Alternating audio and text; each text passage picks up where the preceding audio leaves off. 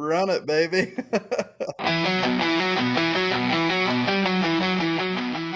I'm Randy Buzzard. I'm from over by Buckeye Lake in Ohio, Baltimore, Ohio. I own a small business doing renovations, and then I work for I do a consulting business where I put in bids for some big projects for landscaping and a lot of excavating stuff.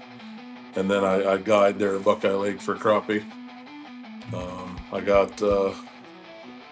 I'm married, got a little six. She'll be 6 in August, and I'm lucky enough to travel the country professionally fishing for crappie on Crappie Masters, and That's that's awesome. about it with me. Nice. Hey, What about you, Matt? I'm sorry, go ahead. No, I was just saying it's your turn. You're up, man. Yeah, my name is Matt Tuttle. I'm from the northwest part of Ohio. I guide full-time along Grand Lake, St. Mary's, Indian Lake, and Fort Laramie Lake. Married, my wife and I own and operate a sourdough, 100% sourdough bakery in Rockford, Ohio. And so if I'm home and they're in desperate need, they let me in to help. But most of the time I find a reason to be out on the water. So I fish full time and I've been guiding for probably the last 15 years. And, Oh, wow. And then, just have this awesome opportunity to travel the country and fish tournaments and with a great support system. Nice. Now, Jesse and I are bass guys, so the world of crappie is pretty foreign to me. We're learning tonight. Yeah, so this is an opportunity for us to kind of pick your brain as well. We're bass guys at heart. Yeah. Well, maybe we'll get into that a little bit later too. But so I guess are you guys partners? How's this whole tournament thing work? Yeah, the crazy thing how we came together is unreal. So 3 years ago, the Crappie Masters started an elite series, and it talked maybe about going to where it's just like the Bass Masters, where you're fishing for yourself by yourself, and you have a marshal or something like that in your boat. And so I fished that elite series by myself, and Randy reached out to me and said, "You're fishing out by yourself?" I'm like, "Yep." And so the following year, or maybe even that fall, we fished a tournament together, and man, we've been fishing ever since. And so the tournament world and at this level is super highly competitive, and you're fishing against the best of the best. And so, tournament fishing for me started when I was 12 years old. I started fishing tournaments then. And I'm 48 now, and I just love the competition. So, go ahead, Jesse. I was just curious of when that switch flipped from just leisurely fishing to getting that competitive spirit. Was it some point after school or after sports, or did you replace something with the tournaments? So me personally, I fished all the way through high school, and I played some football. But as soon as I was probably I was probably 17, 18, 19 years old. I knew that I wanted to try to find some way to work in the fishing industry or fish in the game. And I grew up right on the water at Grand Lake, St. Mary's, and I just I was working the fish. And then when I got married, had small kids, I knew it was going to be a challenge to be able to do that.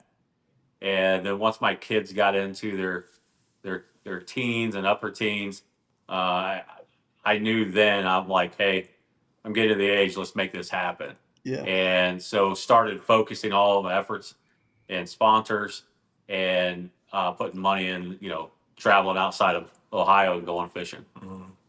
Makes sense. What about And you, for Randy? me, so I played sports. I once I graduated, I played competitive softball. I traveled all over the country playing slow pitch softball, and I did that for about 12 years. I was probably 30, 31. And as I started to slow down playing softball, constantly getting on airplanes and traveling all over the country just to to throw a ball around, I started fishing a few bass tournaments here and there, and then I really got heavily into the catfish world. Fishing a lot of catfish tournaments, and about 5 years ago, I got into fishing crappie. My big thing was is I love bass fishing, and it's just Ohio's. You guys know this. Ohio is just a tough bass fishery, unless you're Portage Lakes or Lake Erie or you know or those things. And fishing all day for 5 or 6 bites just you know isn't my thing. And crappie's a lot. It's a different game. So I got into that, and I fished against Matt competitively a few times. And I always wanted to travel the country and fish at the highest level. And it really takes two people that knows what's going on, how to operate trolling motors, how to operate the boat, how you know all the important things when it comes to tournament fishing. It takes two people that really knows what's going on, and it's worked out for us. So Right. Yes. So the help me understand the crappie tournament world. So the Elite Series, is that what you guys fish, or is there like a sister version that's like a team deal? Kind of take us from the highest level Yep. down to like a local level. So What that would look like. yeah, so right now, so the Elite Series lasted just one season. Okay. And so the highest level right now is the Crappie Masters team. You can fish by yourself or it's a team. And then really you go from that to a lot of your state clubs. You know, every state's got clubs, crappie clubs. And then some states have got maybe they run a small 6 tournament series type deal, but they maybe only fish 1, 2, or 3 lakes. So the jump from fishing competitively in club tournaments and local tournaments that maybe don't leave that lake. We on Grand Lake St. Mary's, there's a crappie circuit that they fish just Grand Lake, but they fish 6 tournaments and have a championship. And so, you know, at the highest level of the crappie masters, the entry fees are higher, the risk is higher, the traveling, all of that, and then all the way down to your club level is, and it kind of got something for just about everybody who where they're at in their stage of tournament fishing.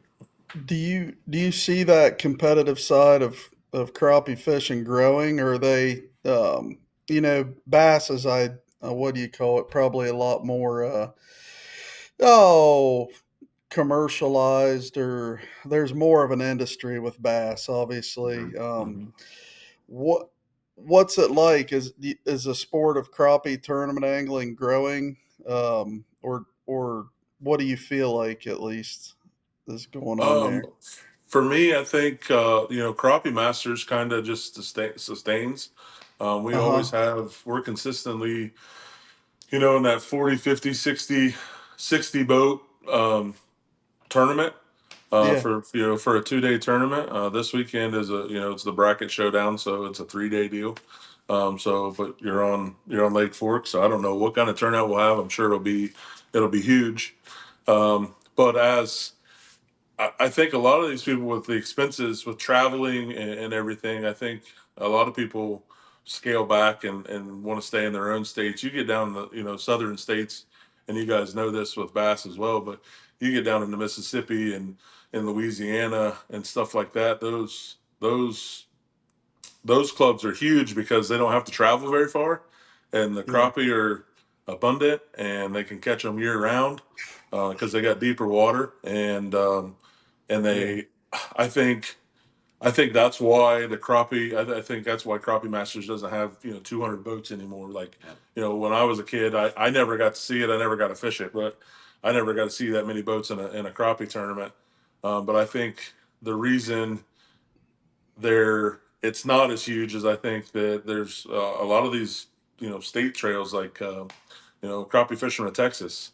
They have so many tournaments in Texas, and these guys don't have to travel very far, and they Yeah, they have great payouts, and some they got great lucrative. sponsors here, Yeah, and yeah, it's not something. And a lot of these guys are guides, every day, yeah, and they look at it as I could take a week off from guiding, or I got a chance to go win a crappie tournament. So a lot of them, they roll the dice with it. So it's not like right. it's a huge payout, but it's definitely beneficial. It's a big payout. Yeah, First place is 75. It's guaranteed money no matter how many people show up.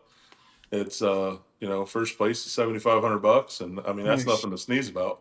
No, So no, that I agree too. Even in the bass tournament world, like there's just regional. There's some pretty lucrative trails where you don't have to travel as much, and that can water down that decision of having to take a huge leap or a huge risk for.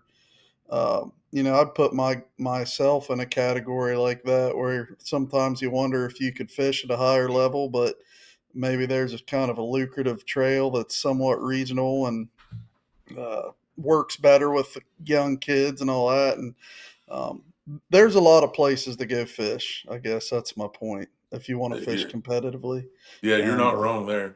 yeah, And yep, I think too that because bass fishing started so early and got into the television, like with Bassmasters and those kinds of things, they have evolved through so many transitions and worked in that corporate world of where bass fishing is. That yes, crappie fishing is still kind of in the developing, and I don't want to use the word infancy because crappie tournament fishing has been around for a really long time. But understanding uh, the fact of like working with non-endemic and endemic sponsors to help grow and support and have some sustainability. right, So what Randy and I choose to do with our sponsors and that kind of thing, and we want to put them on the biggest stage that we can possibly put them on. yeah. Yeah.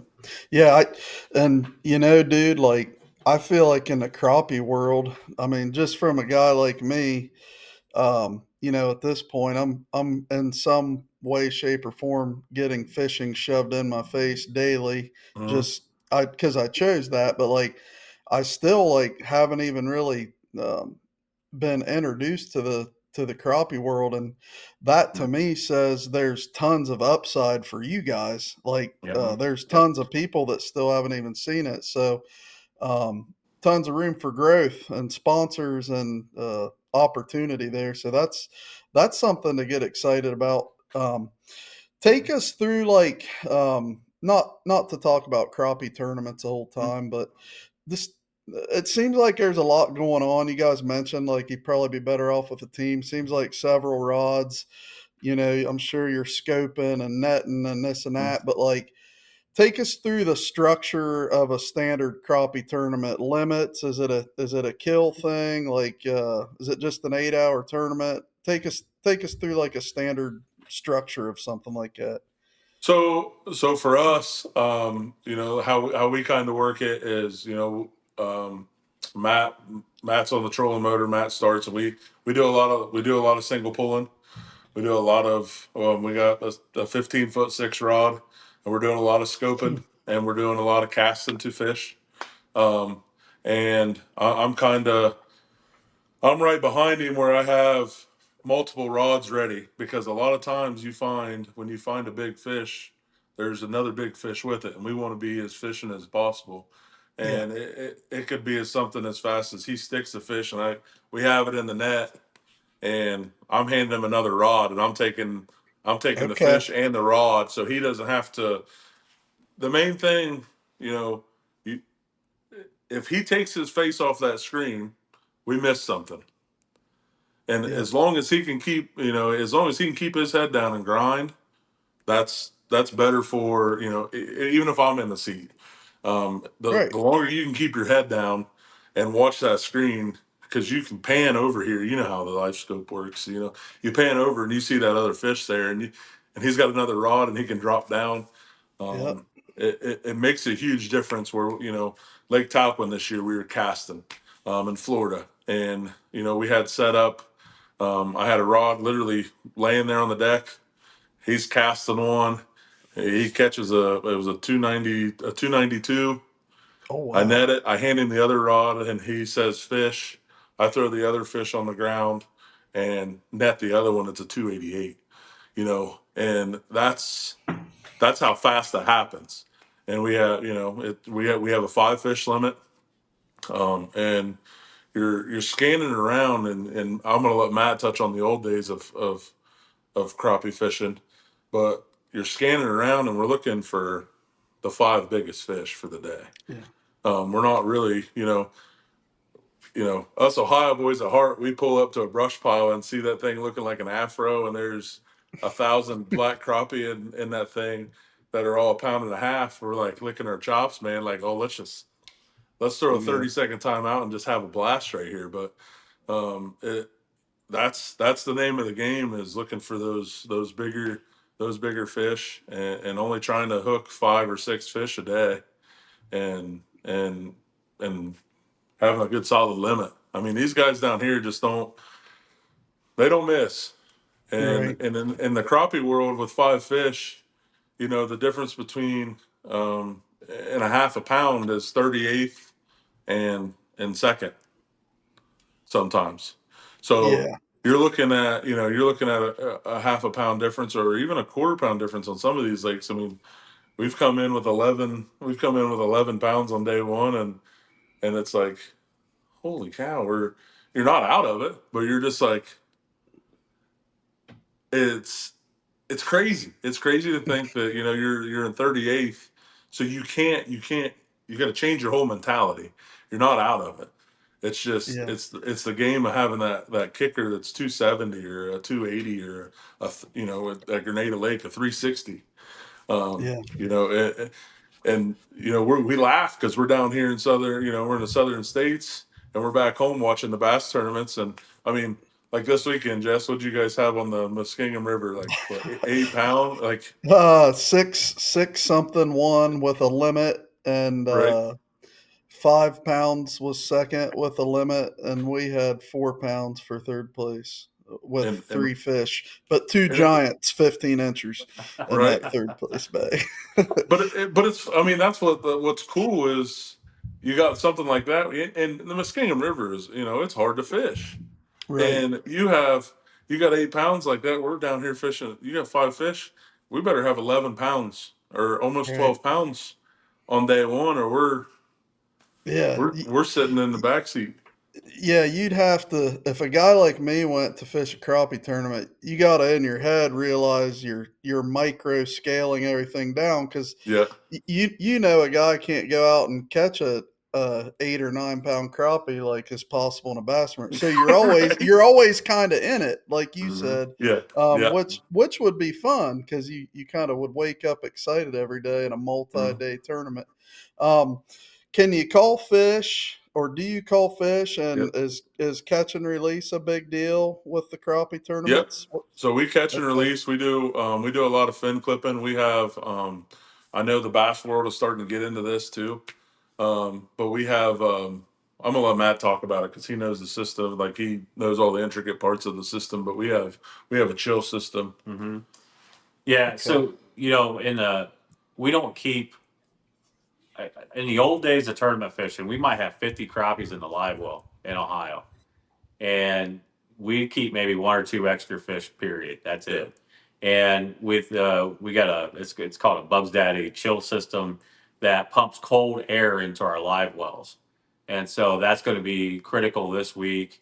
And we shut our live wells off, and we run that system with some G juice, keeps them nice and healthy. And so and we use a Bubba scale, so we know exactly what we got, which one needs to be called, but the biggest difference is not having too many fish in the boat to manage. And then the other part is that with us maybe keeping one or two extra fish, we're not having a big fish kill on our tournaments. Those fish are going back in the lake, and then all the fish we weigh go back in the lake, and so they'll have tanks where there's oxygenated water, let those fish kind of recover a little bit, and then they go back in the lake. So, I think crappie world has seen that, hey, not every one of these crappies should go home on a fillet board. And Yeah. so we can preserve the future crappie fishing. So, but just like we were saying, in Ohio, a pound crappie is a really nice fish.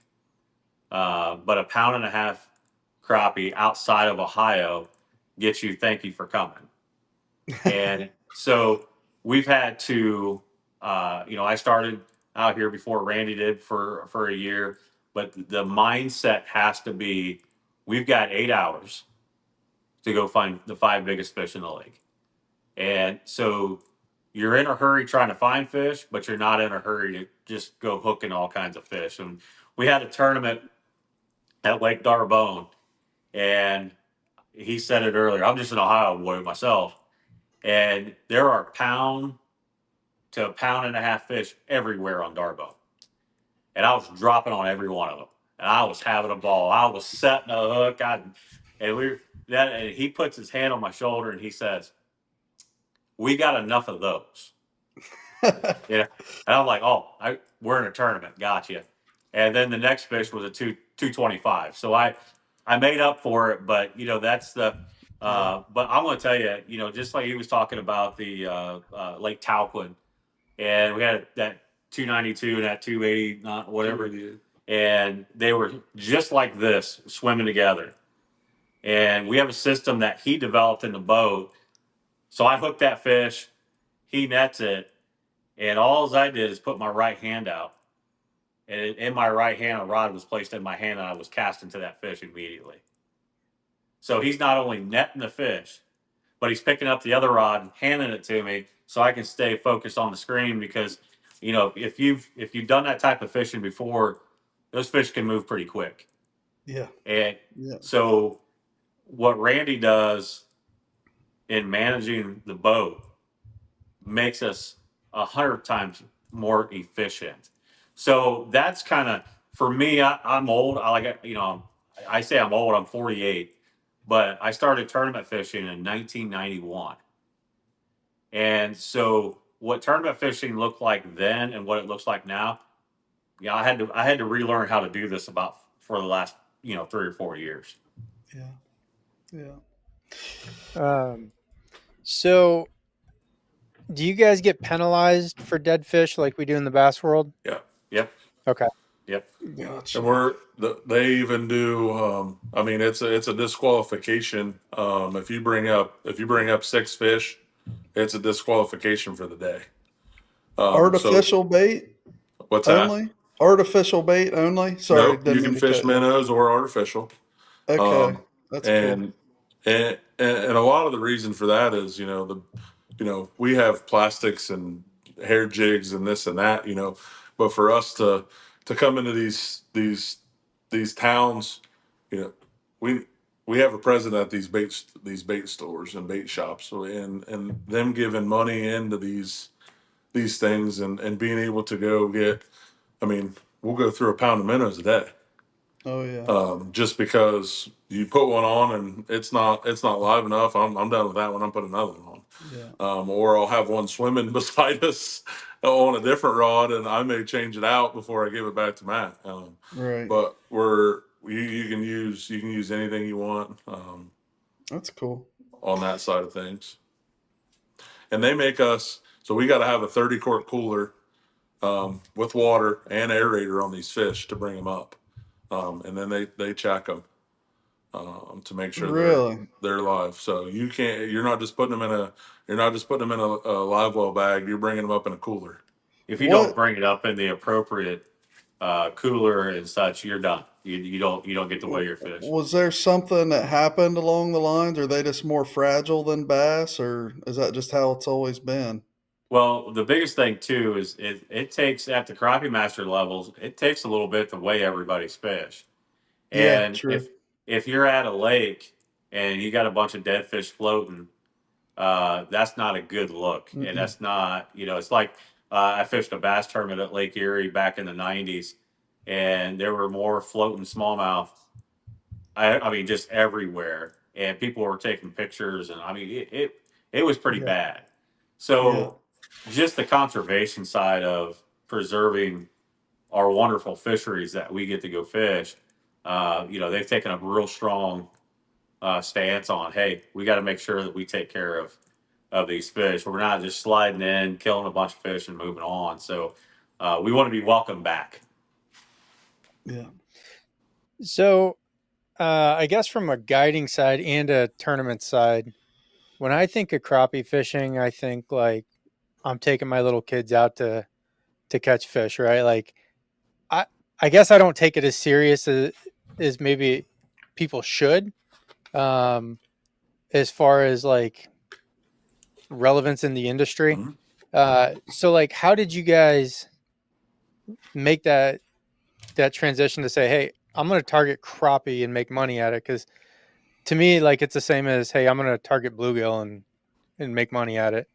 So, the reason I fished back in the day, I fished Red Man. That's how far I go back, and then it Nice. went to the BFLs and such. And I knew I wanted to fish in like I said, in the industry, but there just seemed like to me there's a lot of saturation on the bass side. If you want to try to get sponsors, or you want to try to say, how can I make a living? And that's the biggest thing in this sponsorship world. How do I make a living so that I can go fish and not be stressed about having to cash a check? And so there, to me, when I made the switch, was like, hey, there's more opportunity. There's not as many guys going for the same sponsors on the crappie side of things. And so learning that, hey, you may have more opportunity. And then for me, as far as like getting started guiding, we're just fishing, and I take friends and family out, and they're like, man, you oughta guide.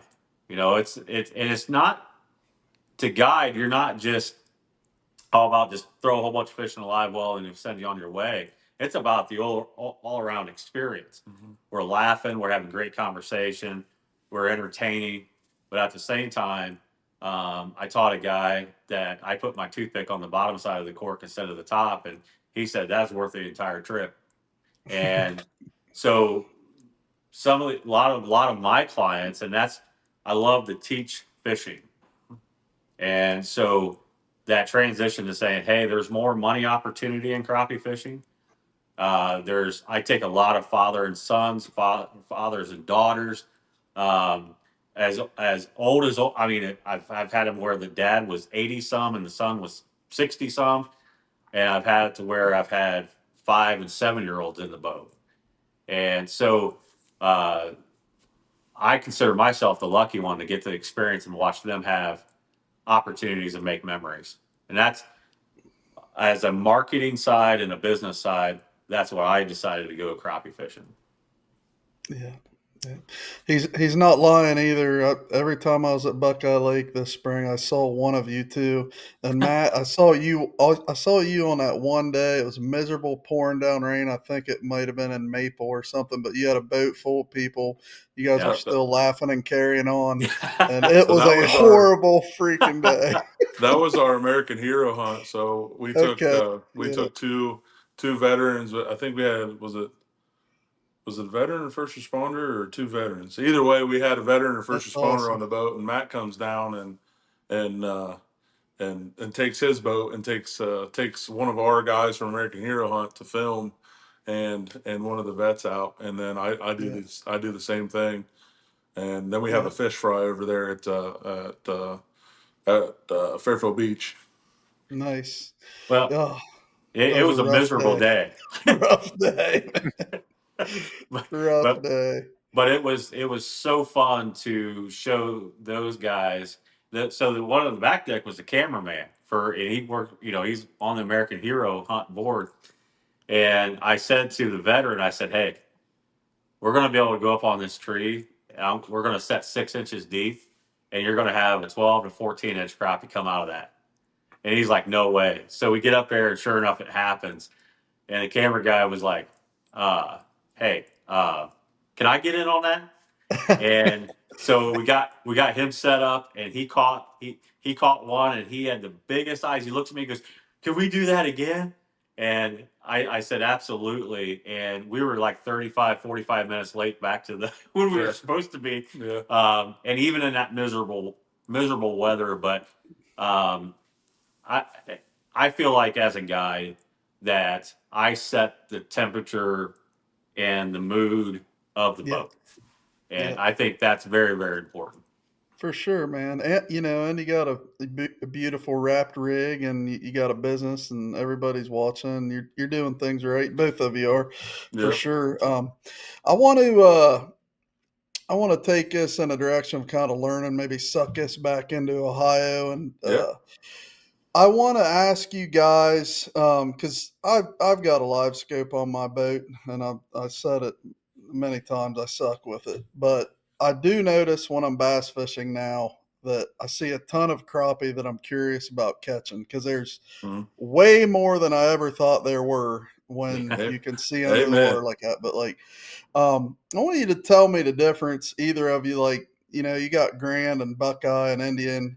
Over here where I'm at, we've got salt forks, bur oaks, deeper natural Yep. rocks, steeper sloping banks. Like, um, I guess maybe what do you look for?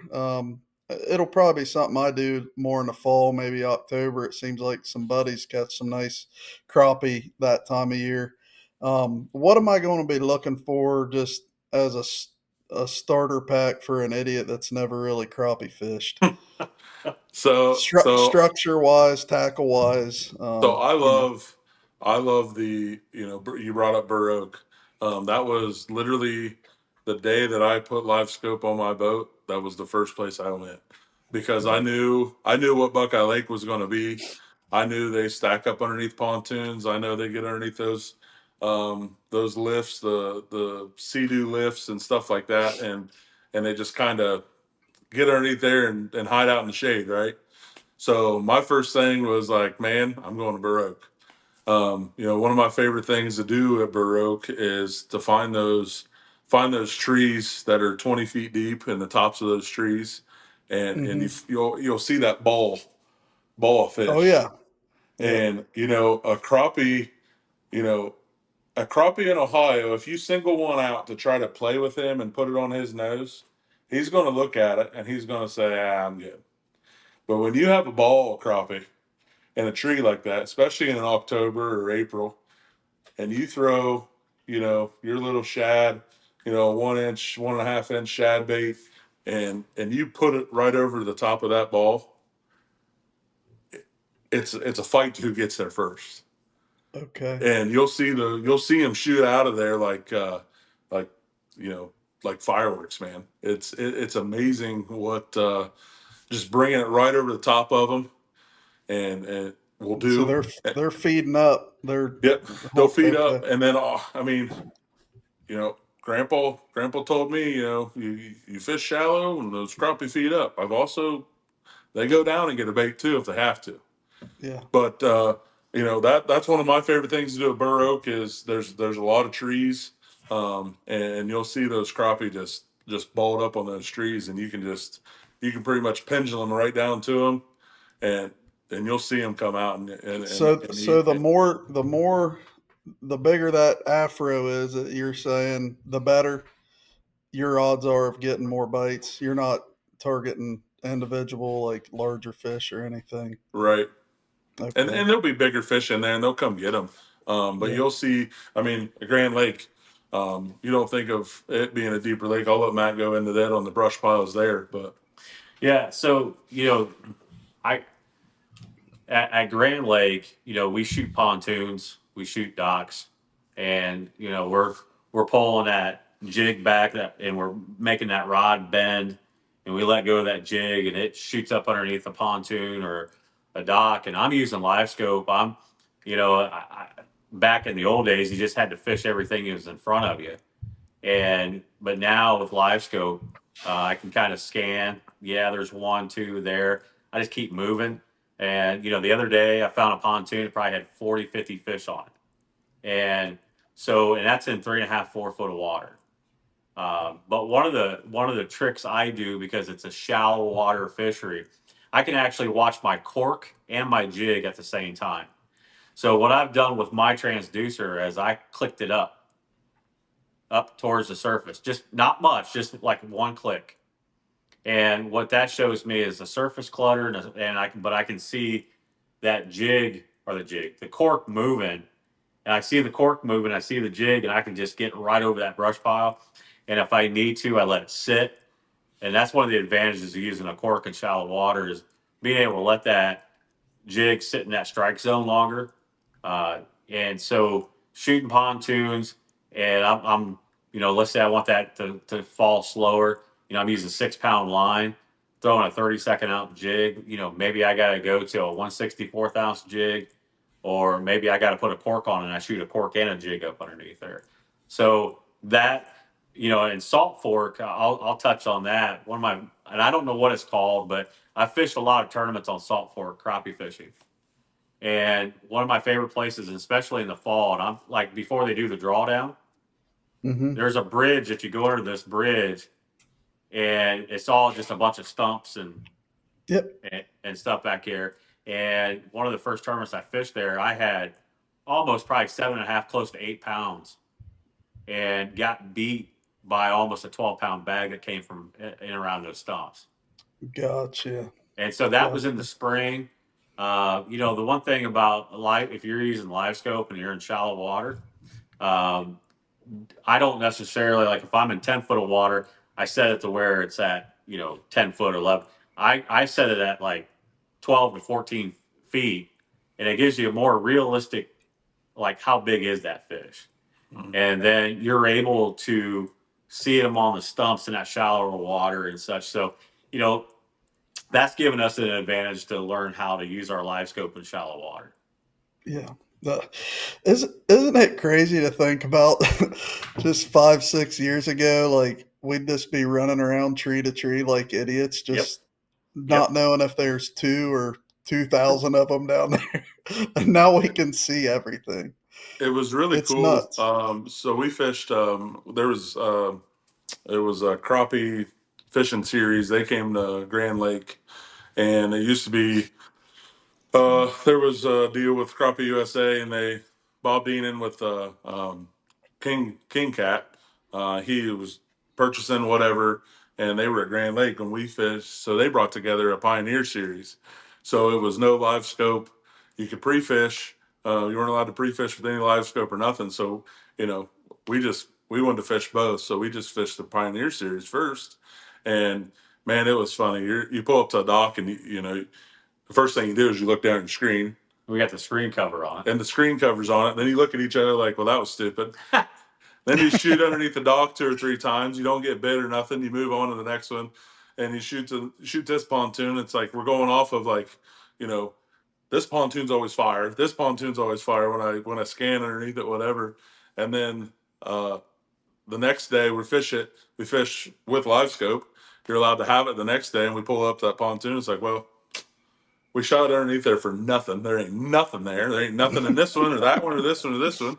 So you take off and you move to a completely different area. And it's like, man, you know, it, it it's fun. I love the live scope because it gets the kids involved. Yeah. I love live scope because you can, Jesse, you could call me up and say, hey, let's go to Baroque and show me how these creek, are these crappie going to sit in the creek channel on a bend, or I can take you there and we can go have a blast in an hour. Yeah. I'm not worried about it. Before it'd be like, oh, I don't know about that. I don't know about that. Like, one of my favorite things to do if I don't have anything going on a Saturday is to literally look at my Navionics and pick a lake in Ohio I haven't been to or Yeah. two and flip a coin and go. And I went last September. I went to Pleasant Hill. Never been there in my life. Didn't know anything about crappie. In 20 minutes, I could have had a limit in an hour, Yeah. and it was just unreal to pull into a fishery and be like, one, if you have you guys ever been to Pleasant Hill? Yes. Yep. And you go there in September, late September, 1st of October, the leaves are starting to change, and you're like, man, an hour away from home, and it's like this is serenity. Right. I'm used to I pull 5 minutes from the lake at Buckeye Lake, and I'm not that sitting down in a bowl and looking at these beautiful mountains. I'm Yeah. looking at houses around the lake all the time. So I'm just sitting there like, man, this is just an hour away from the house. And it's like that's what LifeScope's done for me of making me, go outside my comfort zone for a little bit to try to go figure them out. Right. So, so I want to use this Pleasant as an example of Mhm. how you break down a section of water or a body of water when you get there. Because when you get to Pleasant, the boat ramp's on the north side, Yep. and it's L shaped. So if you go to the right, it's shallow, and you can get back into the river. Yep. But it's like several hundred yards of just 10 foot or less, just flat bottom. Yep. If you go straight south, you've got big bluff walls Yep. with huge chunk rock, and you're headed down towards the dam, Yep. and you got some laydowns. So, like in that scenario, when you show up, like, what's your thought process? So the first thing I did there, I backed the boat in, and that marina's right there. Yep. I said, man, I bet they're underneath them pontoons. And I went Okay. right to those pontoons in that 3 to 4 foot of water, and I had a blast with 8-inch fish. And it was just one right after another. Every pontoon, every dock was loaded with them. And it was like, man, where are these big fish at? I wonder if where's the deeper, where's a little bit deeper water, where's a little different. And the first thing I did is I blew up my map, and I said, well, look at that bluff wall. And I ran my boat straight to that bluff wall, and there's trees in 25, 30 foot of water, and the treetops come up to 12 feet, and it just looked like an afro. And I'm like, holy cow.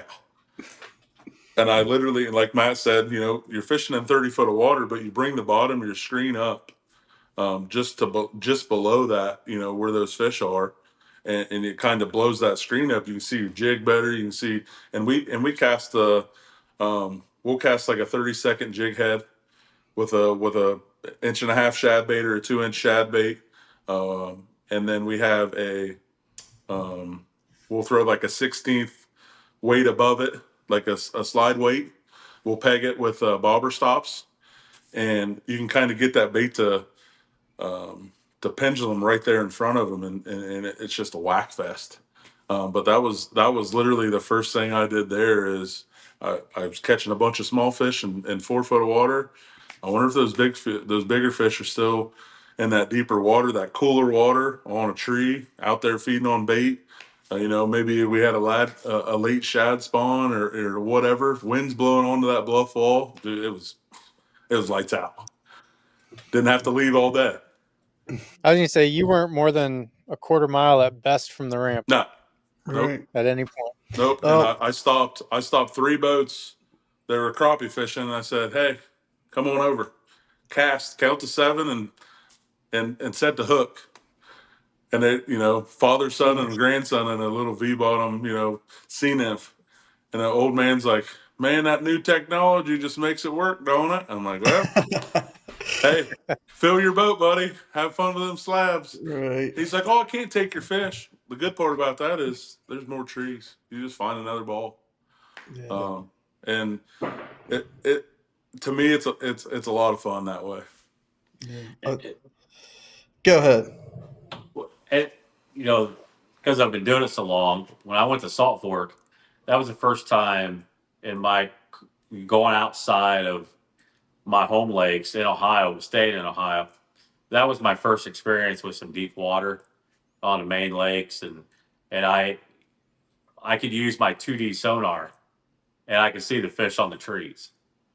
And so when they're in that school, it looks like a mess on your 2D sonar. Um, but one of the things that with our technology, is I could run to a couple, 3 trees and go, there's always crappie, always, no matter what lake you go to, anywhere out of the state of Ohio, all over Ohio, 10 to 15 feet deep, there's always crappies at that depth somewhere. Yep. And so if you're fishing a lake that's got a bunch of standing timber, I fish East Fork Lake, Salt Fork. I don't know, the list is endless, but I will run and I'm like, okay, it's summertime. There's probably a thermocline. I look at where that's at. Then I see, hey, let's look at that 10 to 15 foot of water, and I'm like, ooh, there's not much here. Let's back out or let's look down. Oh, they're at 17 to 18 feet deep today because it's been pretty warm, and the thermocline's at 20, 22, 21, whatever, and so it kind of positions those fish, and so with the new technology that we have now. He talked about channel swings. We haven't been on Lake Fork yet. We're going out tomorrow. Is going to be our first day of practice. It's 100 degrees here. I'm probably not going to cork and jig fish in 6 to 8 foot of water.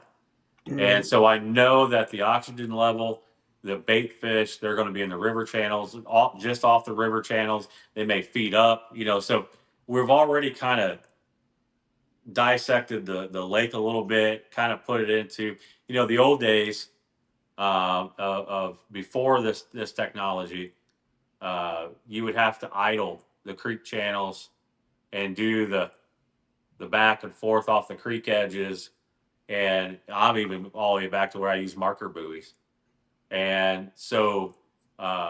Some of that stuff, if something would ever happen to our unit, it would definitely be more difficult, but I could switch to 2D and still be in the area of the fish.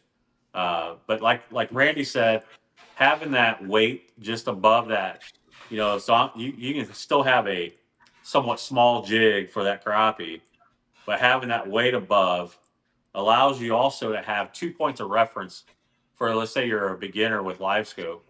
It's hard to see a 32nd ounce jig on the screen. And It's hard to see a half-ounce jig on the screen. Yep. yeah, so when you have that 2 points of reference and you see the weight and you see the jig, and then that kind of lets you kind of see how to really thread that across that brush pile or thread that across that school of crappie. And so that's a big help, and especially like when we were fishing Darbone this year, the what was the bloom? What was that? The algae bloom. No, Oh, from just the trees. pollen. The pollen. Just the pollen. The pollen was so bad through the water. It looked like the old 1970s TV when it got midnight and went off air. Wow. So having those 2 points of reference really helped being able to get it right in front of that fish, even though it was tough like that. Nice. Randy, I wanted to go back to your point about hopping in at Pleasant Lake too. I think a lot of us forget, just bass or crappie, just don't ever overlook the obvious. Like, I think we get, we're always looking for that golden horseshoe out there, and sometimes we drive right by the mother lode when we're looking for it. And you referenced the old guy mentioning the technology and stuff, and I mentioned just 5 or 6 years ago we were running around scratching our heads, and there's still nothing wrong with doing it the old school way. Especially, I think there is something with teaching kids to do it one way and then progressing them into the technology, even in the hunting side of things too. I think everything's just so advanced now. Like, we can shorten the learning curve on just anything, and they miss so much just on the instinctive side of things. But I try to, uh, you know, I try to fabricate some of that, teaching my kids as much as I can. But I think my favorite part about live scope is it's not being able to just locate fish. It's being able to see what fish just do. yeah, How many times, I don't know if you've done this, but you pull up to so for me, for Buckeye Lake, I learned that these fish stage underneath these sea docks. So now, I can't get a jig underneath there. How am I going to catch these fish? Mm-hmm. So, I take a push pull and turn my trolling motor, and I'll blow them fish out, and I can turn and watch them what they do, and Yeah. they'll reposition themselves on maybe on the outside, or maybe they'll just move over towards the rocks, or move over towards the dock, and now I can sit there and pick them off if I want. But it's Mm-hmm. just cool to kind of see what fish do. You pull up to a brush pile, and especially on the Muskingum River, that's my favorite thing to do is put my boat in and just kind of scan around and look. And you pull up to this brush pile and you see a whole bunch of shad or moon eye or skipjack or whatever. You'll see a bunch of them just in the current, and all of a sudden you'll see that flathead come moving in, and you see how they react to, like, oh boy, I'm out Yeah. of here. Or seeing how the bait fish react, the bluegill. To me, it's just I don't know. It's like going to an aquarium, and it just, I don't have to catch the fish, but just seeing that how fish act is kind of cool to me. Yeah. Yeah. It's a heck of a learning tool for sure. I've learned a lot more with it on that side of just seeing how bass are reacting to bait, or just I've done a lot more of that than just casting at a fish and catching it, because I'm still horrible at that. I get pissed after 20 minutes and go back to 2 feet of water doing what I know how to do, Yeah. but it's And for just us, Justin, not to cut you off, one of our no. big things is we'll start a tournament, and the day before we're pre-fishing, whatever, and the fish are just down here. The fish come eat. Down south, the fish just, they'll come eat. They'll Yeah. come 10 feet and eat a jig, and we'll put the trolling motor in, and I may be standing over Matt's shoulder, and we'll just look at each other and go, "Uh oh, it ain't that day." Those fish are positioned, the way they position themselves that day, the way they're sitting in a brush pile. We know what day it's going to be immediately. As soon as that transducer hits the water, of, oh boy, and it's Yeah, Have we've you learned the have hard way that way, that how I was catching them the day before or whatever. Maybe I was casting to them, and just by seeing how they're behaving, and they're so buried in that brush, there's no casting unless you want to lose all the jigs. And so you got to switch to that 15, 16 foot rod, and you got to get it down to them. And this year, and a little bit last year, it's amazing to watch a crappie come right up to like. There's times we just drop a straight minnow to them, and they'll come up to that minnow, nose up to it, and then swim right off.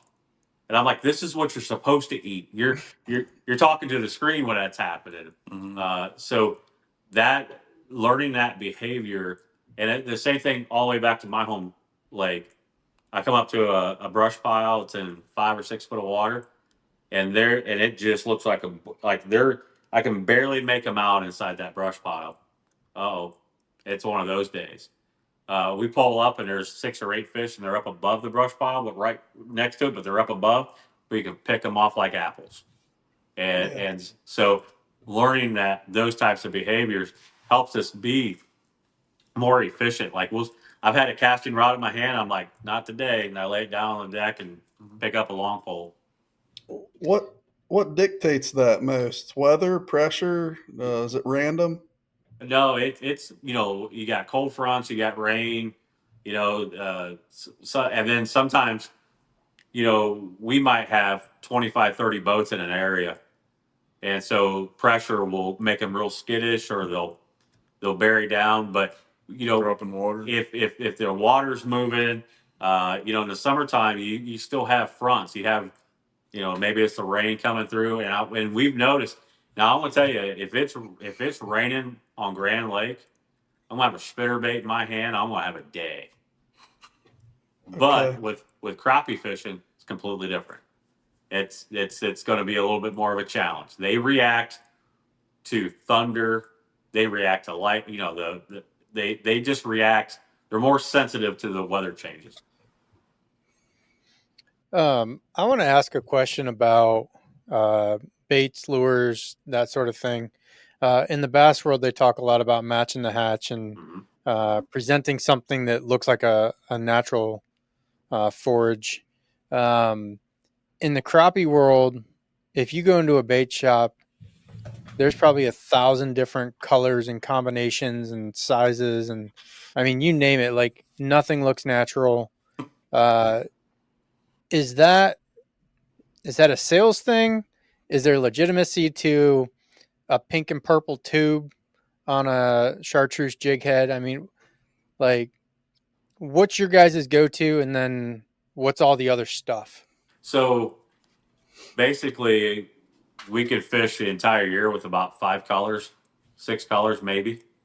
And so what we've learned with the technology, it's just about getting it in front of them and presenting it how they want it.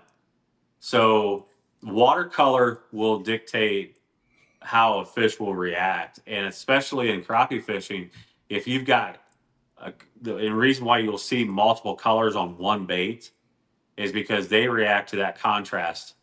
They can see contrast better than just one solid color. And so, my home lake, his home lake, purple and chartreuse.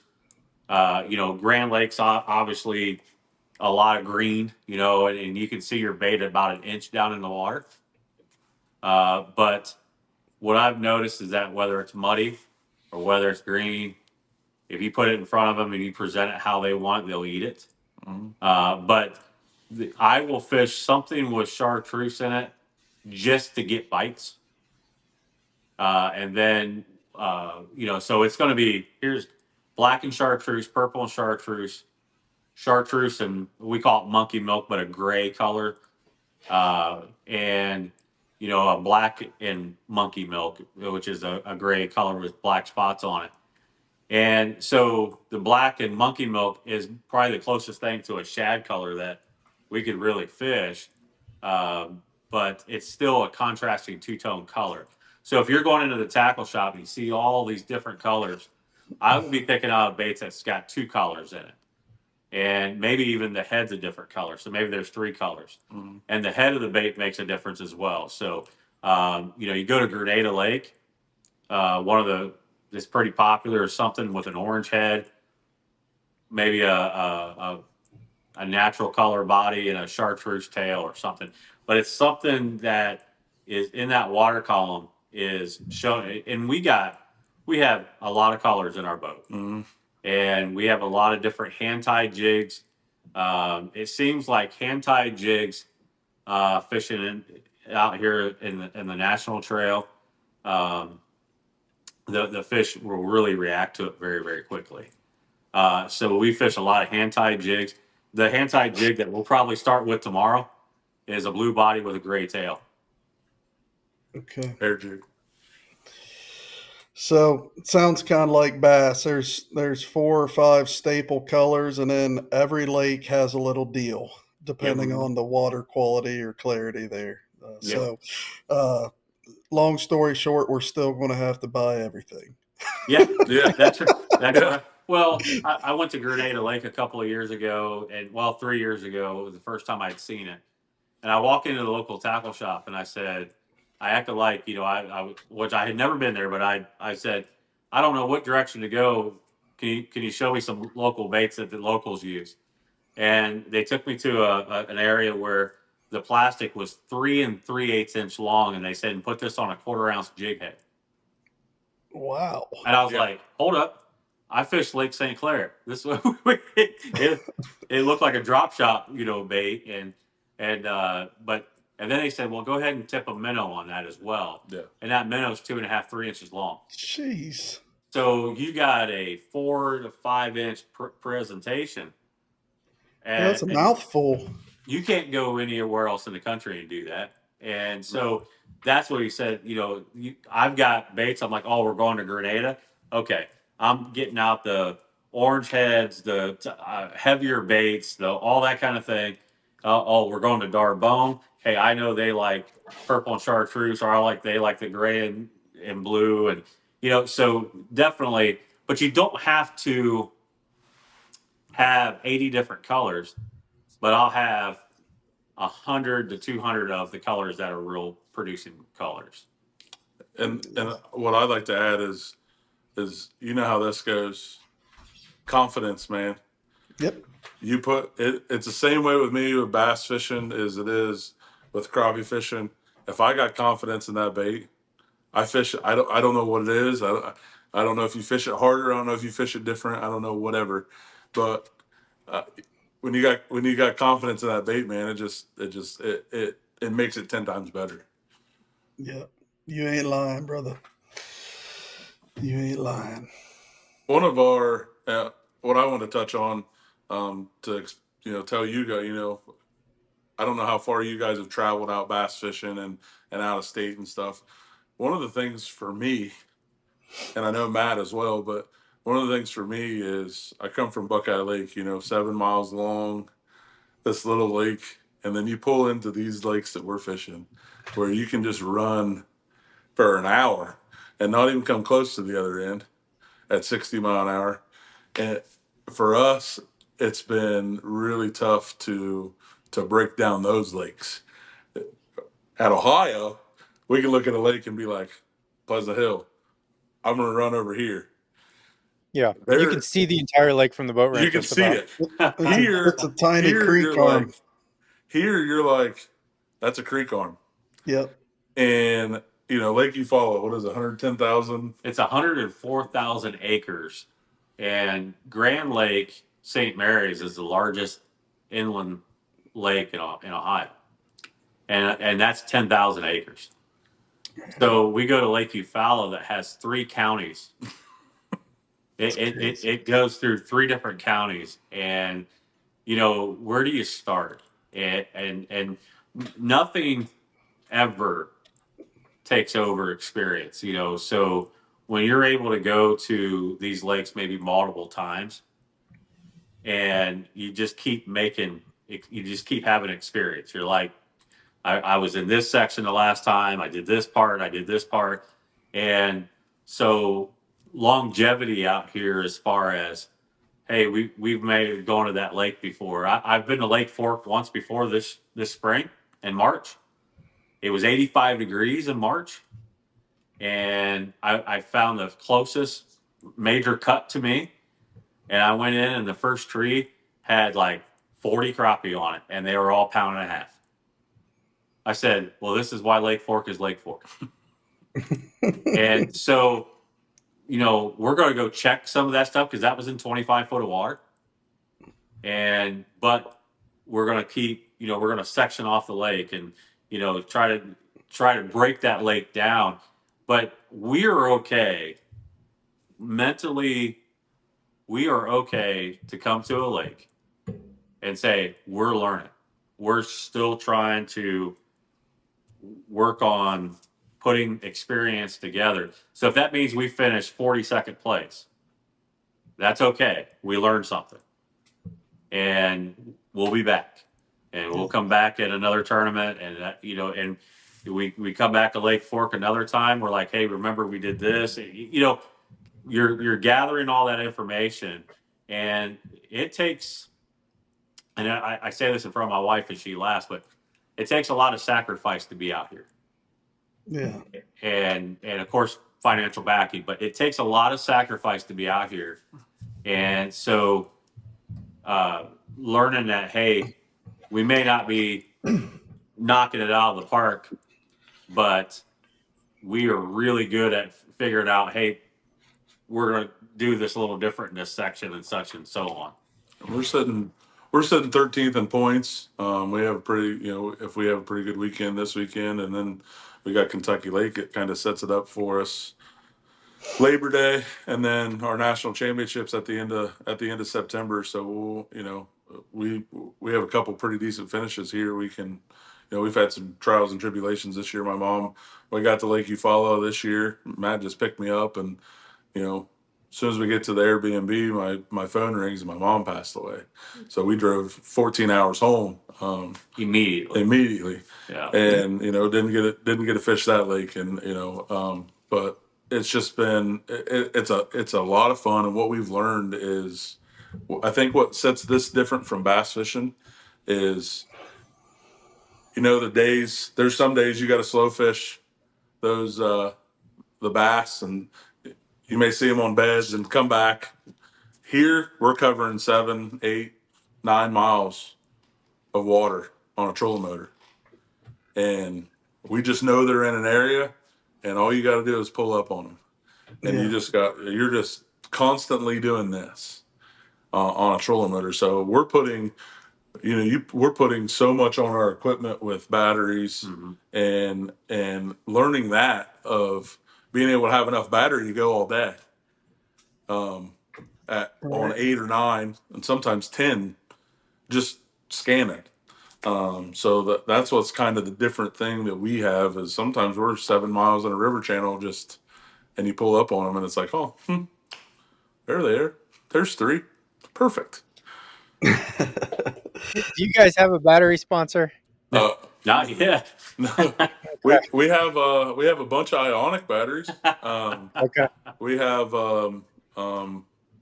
we tried that power pull charge, and it didn't work out for us. Where you could turn the motor on and just run. Right now we're running uh, 312 volts, 100 amp hour a piece.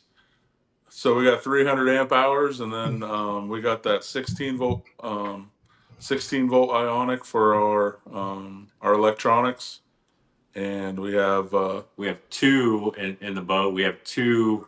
I got a 125 Kraken battery, lithium, and then I've got a Group 31 regular lead acid battery as a backup. I want to tell you something. Our boats look exactly like the Elite Series or the BPT guys. I mean, all of us out here are running 2 or 3 units up front, 2 units at the helm, and we've got our power poles, crappie brakes, our live well systems are. It's several thousands of dollars of attachments that go with the boat. So it's you got to have it to compete at the highest level. Yeah. Yeah. Yeah. Well, maybe we can introduce you to the Miller Tech guys sometime. They're pretty good dudes. Yeah. You know what, in the business that we're in, that would be fantastic, because that's having power. It's everything, and it's important in bass fishing as well. But in crappie fishing, we may not come off that trolling motor for 7 hours. And we start the motor to get there, and start the motor to come back. Yeah. So, And here's the funny thing: we have a battery go out. We have a battery go out in Mississippi, and we're making phone calls like, "Hey, we need a battery," and one of these guys answered the phone. And he said, Matt's like, "Hey, looking for a 12-volt ionic lithium battery," and that guy goes, "Man, that's fairly new technology. We don't have that here." And we're just like looking at each other like, What are you talking about? where are we at? They got hamsters on wheels, like Yeah. buried under the deck of their boat. What podunk town are we at? Did we just call Back to the Future? Lord. What happened? I mean, and that's one of the trials and tribulations of being out here is who to call. It's crazy what can happen. And Right. Well, we carry 2 of everything. Yeah. So we have a marina in our car, Yeah. and so still at that, there's still things like, well, we didn't see that going to happen, but yeah, hey, Never fails. you hook us up with contacts with Miller Tech, we'd be more than happy to have that call. Yeah, you'll be one of the best batteries in the industry. Best people too, man. They're freaking awesome guys. So I have Miller Tech in my boat with all my with my electronics, because I've not had an issue with them. Literally, they're the best at handling a situation. I mean, I was in Canada, family vacation, and they're like, "Hey, Randy, well, if you can drive a half hour south, I will overnight you a battery." I mean, their customer service is next level. It's unmatched. Yep, it is unmatched, and it's not even in question of well, my battery's this. Well, I need you to send it in for no. They have sent it already, and as soon as you can, send the other one back. Right. And then they contact you like, yeah, this battery was bad, or whatever. They've been Yeah. nothing short of amazing for me, as so. Cool. Cool. Any other sponsors you're working with? You want to shout out or anything? So we got a lot of local sponsors in Licking County. We got Field the Fork. They raise their beef right there in Licking County, and Nice. we do a lot of selling with that. American Hero Hunt, they're partners of ours. We have River Run Solutions, one of the businesses I do some consulting for. River Run Solutions, they do a lot of landscaping, a lot of excavating stuff. FOM Rentals, those guys are up by Crestline, Ohio, up by Ashland. That's what pushed me towards Pleasant Hill that time, of checking that out, because I want to be able to take those guys out on that lake and go fishing, because they're not far from it. And a lot of local sponsors up there where Matt's at. I'll let him talk about those guys. So Yeah, we have Eastside Bait and Tackle, it's a local tackle store, and they carry B&M uh, crappie plastics, and they carry Flash and Assassin hooks. Flash and Assassin's out of Louisiana, and then of course they carry Outlaw crappie poles is one of our partners. And then locally, I write 2 articles a week about the fishery report on Grand Lake. And so the local newspaper in Salina, Ohio, the Daily Standard, and then Grand Lake Visitor Center is one of our major sponsors, and I write a fishing report for them. And they're located right there on Grand Lake. And we have relationships with Bass Pro Shop Cabela's. We have a relationship with a brand new braided line and also fluorocarbon line from Japan called Bingo Life. And so, and there's we have relationships and partnerships. I always said nothing against t-ball teams or dance people where they Yep. come just once a year and have their hand out. We want to I be get it. involved in their company, and so we partner ourselves. I have JT Woodworking and Sharpening, and we're working on a nightstand. Use your thumbprint to conceal a handgun for home defense, and we've been working on that this whole year. And so the relationships, partnerships, and that's what keeps us out here on the road and being able to fish for a living and be in the industry. So I appreciate you guys giving us the opportunity to talk about some of our sponsors. And that didn't cover all of our sponsors. We got more, but that Mike's Chicken Rub. Mike's. We Yep. sell more Mike's Chicken Rub than anybody you ever see. Danos ain't got nothing on us. I'll tell you that.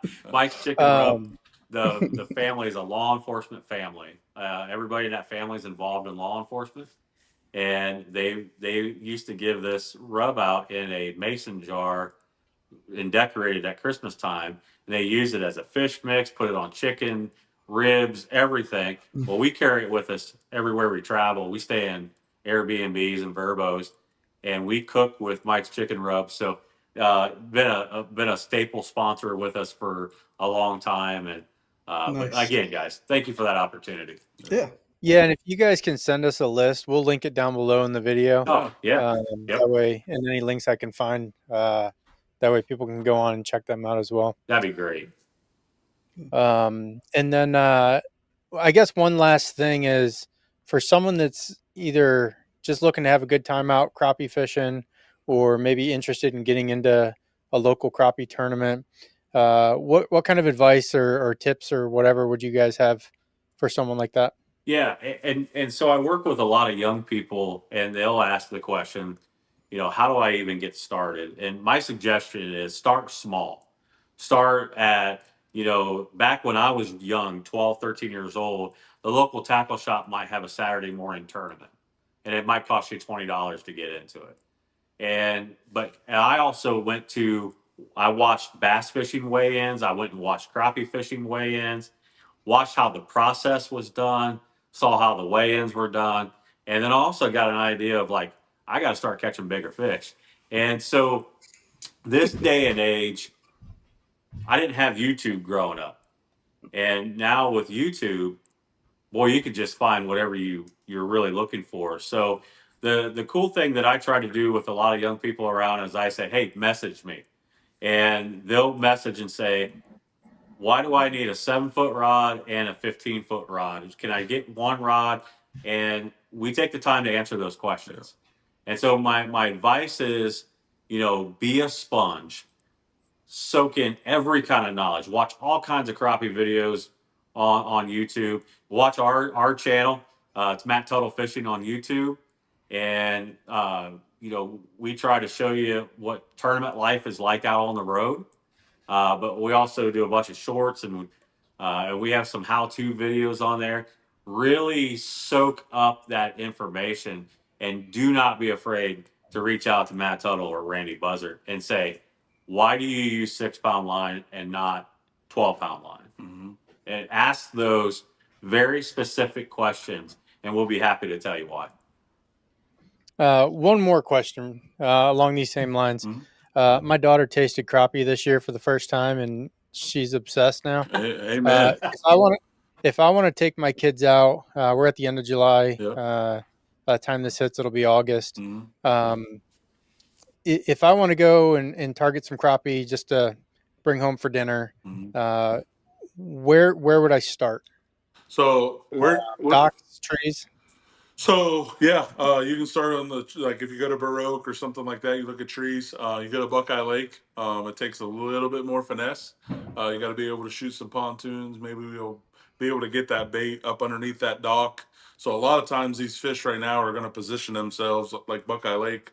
They're going to be positioned underneath those docks and underneath those lifts, like a boat lift. Yep. And then also, of course, you're going to have those Roman fish out there at Buckeye Lake. There's a lot of people don't realize how many stumps are out in Buckeye Lake, and if you just put that trolling motor down, and you can find those stumps out there, even in 5 foot of water, and they'll be suspended around those. And this time of year, it's a little bit of slower process. Their metabolism doesn't stop. They go crazy, and they gotta eat. So sometimes I'll slow it down, and I will fish more minnows this time of year, or even go to a waxworm. They will annihilate a waxworm, but I still shoot a lot of pontoons. But it's a little bit difficult with the shallow water, but that's where it comes into. That's where I love teaching these people when you go out. How they position and where they're going to set up at. We don't have at Grand Lake. You pull up to any dock, there's brush pile. They put brush piles on every dock. If you put a brush pile on a dock at Buckeye Lake, like those people, they're from Bexley. We don't. you, you can't put that trash in the water. But so that's where our fish are going to stage. They're going to stage underneath that pontoon. They're going to stage, as close to a dock as they possibly can. It's a little bit different. One thing I would highly suggest is if you're on, you call it Pleasant Hill, mm-hmm. And you got those treetops, slip cork mm-hmm. with a minnow. So it's easy for your daughter to cast if she's casting, and it'll cast a long way. But having a visual for a child is I think is very, very important. So you can fish a slip cork 20 feet deep. So just and then the other part is, and everybody listening at home, is when I took my kids fishing at a young age, I never even got my rod out of the rod box. Mm-hmm. It's about setting them up for success, maybe helping them cast, but helping them cast in the right direction and in the right area, and then teaching them, watch that cork. Oh, you're not making that cork do that. And so I had a 91-year-old man teach me how to crappie fish when I was 10, going on 11 years old. And he says, fish don't have hands, boy. Anything that cork did that you didn't make it do, set that hook. So, with kids having a visual, them being able to cast, making it fun for them, that's a huge tip for a kid. Nice. Hey, well, Randy, Matt, we appreciate you guys just taking the time out, and especially while you're traveling for a tournament. We wish both of you the best of luck. Go find those, I don't know, 3-pounders, Right. and hopefully you can make up a few points in that standing. But again, thanks for joining us, guys. We appreciate you guys reaching out to us. So, we love growing the industry. We love we love when everybody comes running around the boat. It's wrapped, and we can pass out all these baits and teach kids. Or tomorrow we're meeting.